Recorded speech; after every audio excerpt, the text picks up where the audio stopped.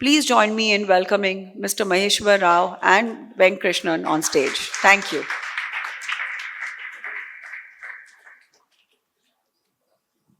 But thanks, Ritu, for that introduction. I think this is one of our first big flagship event from Type Bangalore, and see more of them. And I really was thrilled to see so many registrations. We didn't expect it. It was overwhelming, and we want to thank each of you for being part of this. Before that, obviously, thanks to Maheshwar Rao for taking his time. I know how busy he is.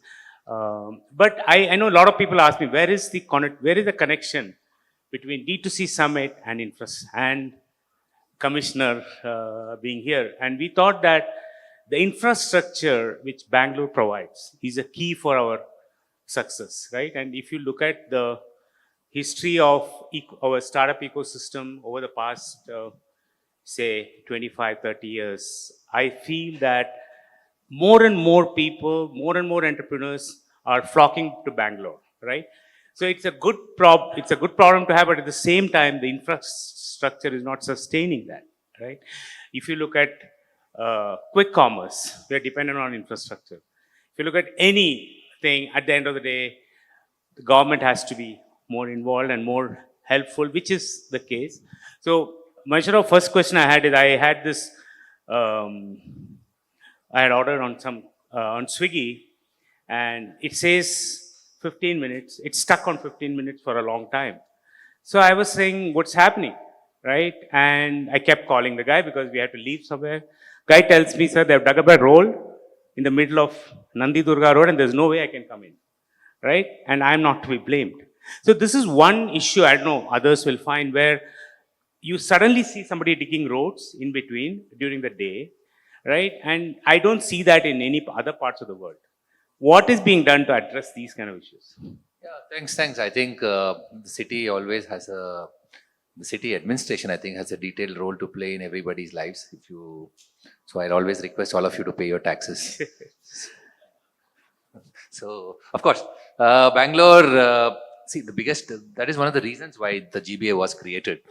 The idea is there are some 6 or 7 organizations working in tandem in the city, and the city has grown so fast that you are not able to, all infrastructure is playing catch up. Anybody from Gurgaon? Anybody who's worked in Gurgaon?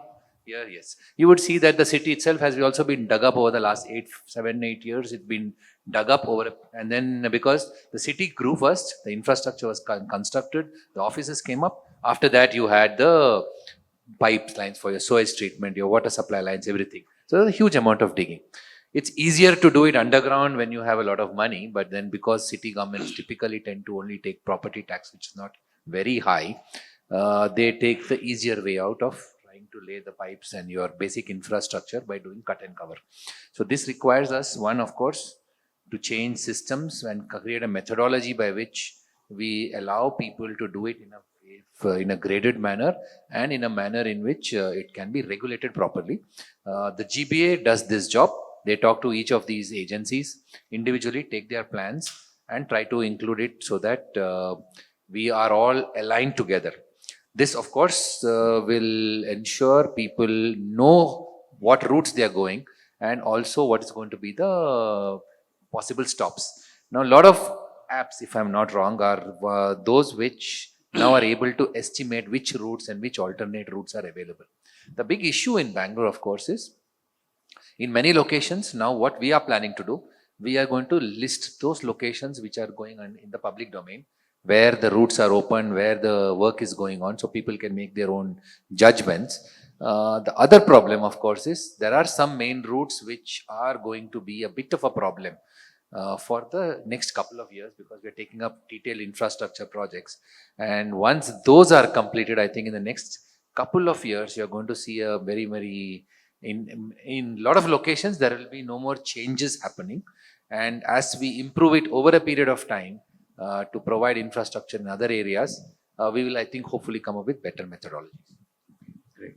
No, I think it's easy for people like me to complain, but always it's a thing of a supply and demand, right? I think the demand is outweighing the supply of Bangalore. But that being said, we are looked on. Like I was in Silicon Valley a couple of weeks back at the Tycon Summit. And people are, when we say Bangalore, there is the eyes lit up because they know that Bangalore is the place which has created the startup ecosystem, if I can say that. If you, and I don't know, Prashant or Vani are not in yet, but I think if you ask them, they'll say that, and I was talking to Varun Dua, who is the founder of ACO. Their business was in Mumbai, if I remember, when we invested. But they moved stock and barrel to Bangalore, right? So why? It's because of the ecosystem, because of the availability of resources, right? But one challenge we all face is how to improve the traffic. And is there any consideration of doing like odd even kind of thing? I think we need to come up with some innovation, right? Otherwise, it is not going to be worse. Yeah, I will explain this issue. Yesterday we had a detailed meeting with the Commissioner of Police and the traffic team in Outer Ring Road. And the big issue which came up was that the roads which were constructed for 5,500 PCUs now is handling 10,000, double that volume. So obviously you're going to have around 120 to 130% increase in congestion in the Outer Ring Road only during peak hours. The good part about Bangalore is that you are having a lot of clusters which are high density. So the advantage is that you are able to meet, talk, ideate, and then of course come up with new products, maybe new companies very quickly. And these clusters are everywhere. It's well known. It is across most of the time in the east of Bangalore. But at the same time, it creates this big problem that there is a tidal kind of movement in terms of your traffic. That is, people go to a certain location in the daytime and they go back home in the evening. So you're going to have congestion. So we are trying to see a couple of things. We have been doing a lot of infrastructure projects to improve the way people travel. So the metro line hopefully will be completed in the next couple of years in many locations. It's going to be a real game changer. So all of you please wait for a few more days. You can complain about the traffic this year, I think, but by next year, hopefully we would have removed one of the major sources of complaints. But we are also taking up huge projects. Again, you're going to face a little difficulty, but just remember this. Bangalore has only 8% of its land area as roads for infrastructure. Most cities have between 15 to 20%. Now, if that happens with this kind of growth rate of your personal vehicles, it is always going to be a problem that you're going to have congestion. So we have to mitigate it. We are now talking about a couple of things with the companies there in Outer Ring Road and many locations. One, can you have HOV kind of model wherein more than 3 or 4 people can use one vehicle and we can give them some kind of priority? Can we push in more buses? These are the conversations we had with them. Can we get better get people to use public transport, which means we improve walkability and we improve your ability to walk and improve last mile connectivity. So those are areas which we hope will increase people's times they spend on on the roads, in the footpaths maybe, and also enjoy the city's ambience, which we'll also try to improve the public spaces. And those are areas of focus. Make it livable and make the transport and movement faster. But it's going to take a couple of more years. But there are huge projects in the pipeline, close to around $20 billion of infrastructure are being planned in the city as we talk of over the next 3 to 5 years. Hey, I think it is, like I said earlier, people can complain, but the kind of demand which is put on the system is surely something which you guys have to. And I think Maheshwar, since he has come in, at least personally, I've seen a lot of changes. I think from a government perspective, they're doing their best. They have divided this. So with that said, I think we can only be positive and we really thank you for all your effort. That being said, I want to open it up for some questions from the audience. If anybody has any questions, you're the person here, who can answer. Go ahead. Yeah, before that, I just like to mention a couple of things. As the part of the GBA, we are now planning to do our revised master plan. So this will involve a lot of discussion with most stakeholders. So a lot of the D2C companies, I think, since we are talking about them, if there are any issues which require to be regulatory issues or zoning related actions we have to take for the D2C companies as part of the master plan, I think this would be a good time for us to revise it, because it will allow us to, be a little more nimble in terms of addressing needs of the consumers as they evolve. Yeah. Go ahead. Yeah, hi, good morning, Mr. Rao. I'll flip the coin to us now. What would you suggest that we, as citizens or RWAs, corporates, entrepreneurs, or even the judiciary can do to reclaim our footpaths? Give us something that we can do rather than us complaining what you are not doing. I'm just flipping it to us. You know, we have champions of uh, things like, helping in the ecosystem, like Ram here, who's sitting at the table. You know, they've done so much for the entire thing, but can we focus on, reclaiming a footpath, at least for our children, if not for us?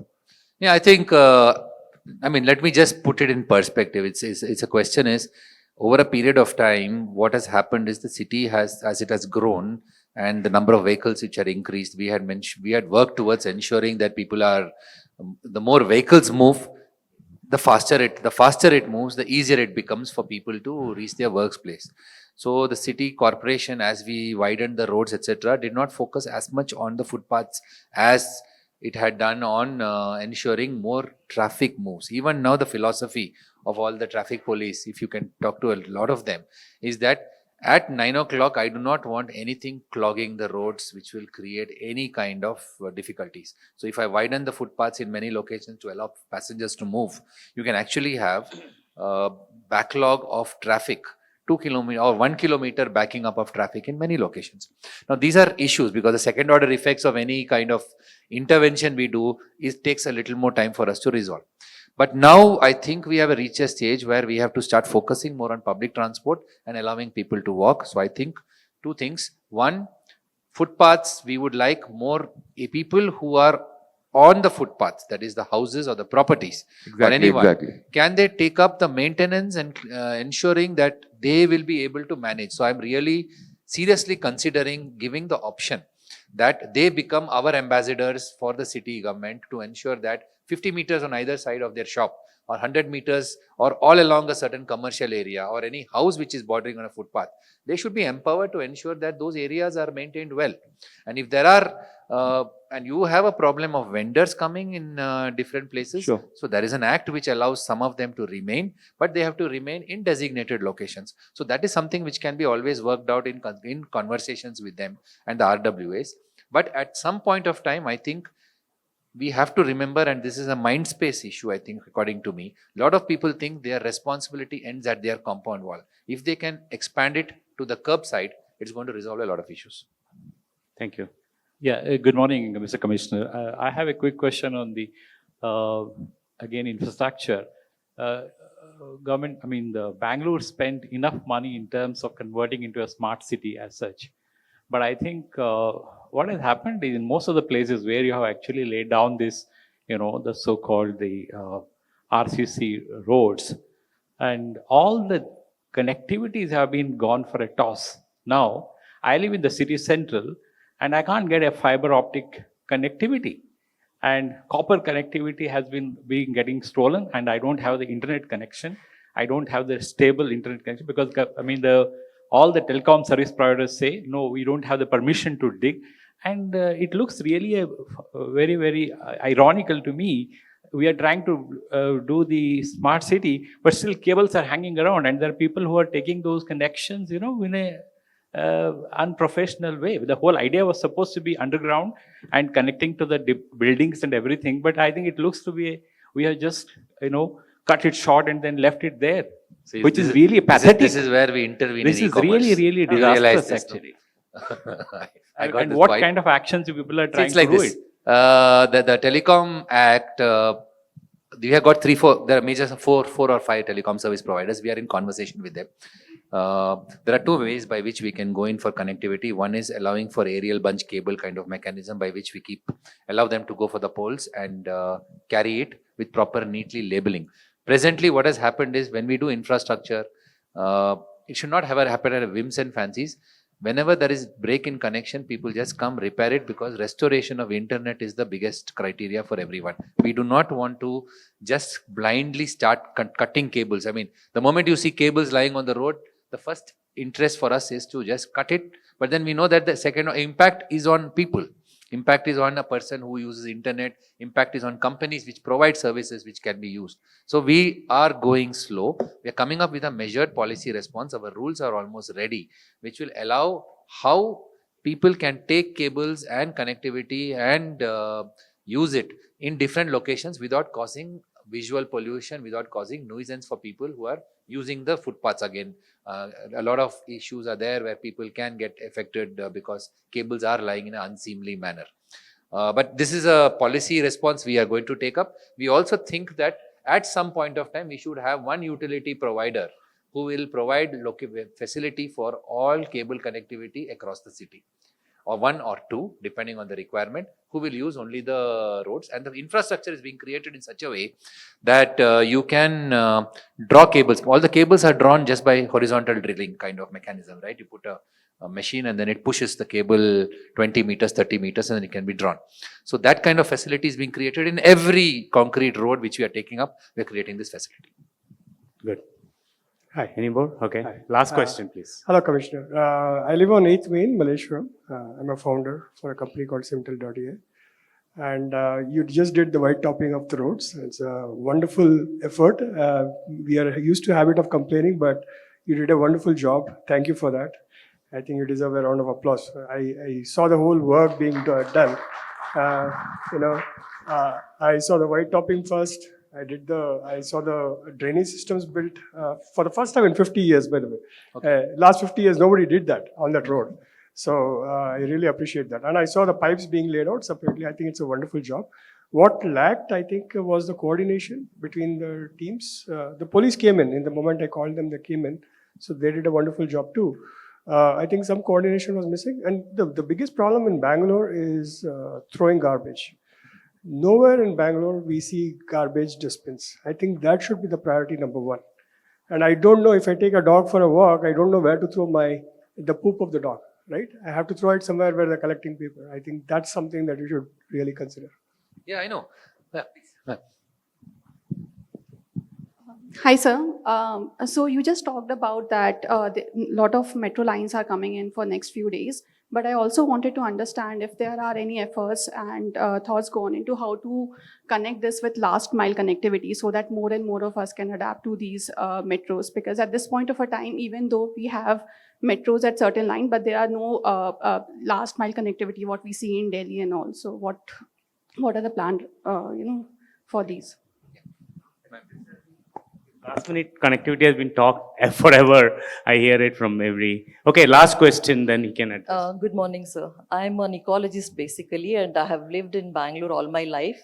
So I've seen 480 lakes, diminishing to just maybe less than 40 now. And right now, what I'm noticing is everywhere the roads are dug up. Probably monsoon is approaching, from tomorrow, today, and how well are you prepared for the monsoon to be going through monsoon time? One is that. Secondly, most of the footpaths getting concretized, I think you're reducing the percolation capacity of the roads, the footpaths, and definitely the water is going to be flooded all through. And how well are you prepared for this monsoon? Yeah.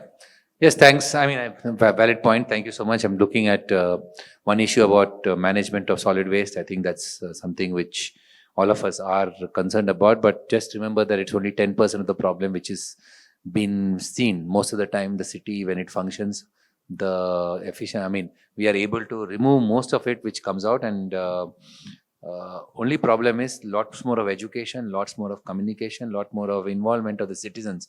If we can have you to find a way by which we can stop people, because my biggest problem is how to identify persons who just comes quietly and throws it. So a couple of things. The city landscape should improve in terms of how beautiful it looks like. So that is something which is going to be the major area of focus this coming year. Hopefully that if you have a dirty spot, then obviously it attracts more garbage. So that is something which we want to clean up. We are coming up with a mechanism by which we want to allow people to, we have got some agencies so that debris collection can be a dial away. It can be an app based or it can be a dial based system. But more civic participation is required.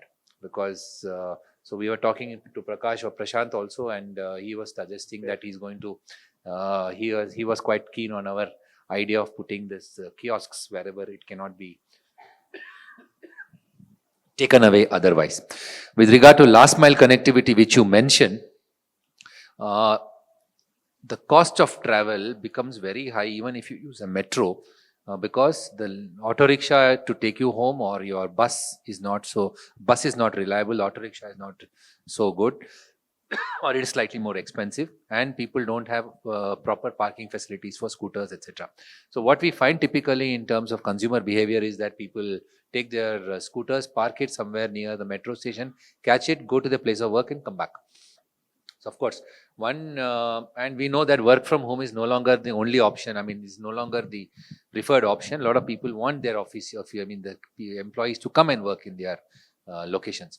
So this is where we are working now with the BMTC to provide smaller buses to see if they can provide last mile connectivity solutions and increase the regularity and frequency so that when you get down from a metro station, you will be able to catch a bus.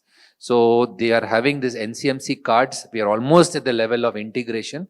TUMOC is doing something, I believe, to finalize the integration between the BMTC and the metro, so that it will be easier for you to reach your place of work. But this is a conversation where we are going to focus a lot on transit-oriented development and ensuring last mile connectivity and in multimodal integration. These are the three mantras. But basically, what it means is that a bus, a metro station, and a train and others are all available for people to walk seamlessly between each other. And if you can build your houses or see if you can reside on a place which is right next to the metro station, so you just have to walk to your station to go to any place. These are the areas of focus for the city government and in a master plan also. So this is going to be given a lot of priority in future. And of course, financially also we'll be putting some money, I'm sure, in future for ensuring each station is connected to the place of work of their citizens. The last point you talked about, ma'am, we understand that there are issues of lakes, etc. The idea is, can we make these public spaces the best for people to come and stay in? So the idea was, one, our parks, and two, our lakes. We are looking at how we can involve citizens in a larger way, companies in a bigger way, so that they can, become the places. I mean, at the end of the day, if you attract talent, they require places to go to. And this is what we think will be one of the major attractions for any city. Yep. Okay. Thanks, Maheshwar. I think that comes to the end. But before I let you all go, I want to thank Maheshwar Rao. Actually, we are involved. TIE Bangalore has signed an agreement with Maheshwar Rao's team and GVA to do multiple hackathons to see if we can solve some of their problems using technology, using AI. And we are already, so entrepreneurs who are here, who see for an opportunity, there is an opportunity to work with the government as we go along, because I think with AI, and no conversation goes in any event now without AI, without mentioning AI, the big elephant in the room, as they say. So I think we want to help BBMP and others using, and he has already signed an agreement, given us an opportunity. So we want to thank him for that. Thanks a lot. Look forward to working with you guys. Thank you so much. Thank you. We want both of you to stay for a little longer. Ladies and gentlemen, can we please give a huge round of applause for both of them? Especially Shri, Maheshwar Rao, for detailingly answering all your questions. That requires another round of applause, please. And our own Venk Krishnan. Thank you very much. May I please call upon to the stage Varun and Duva to kindly come and join us, please. Founder and CEO ACO to kindly present a token of gratitude from our side. A big round of applause for Varun, please.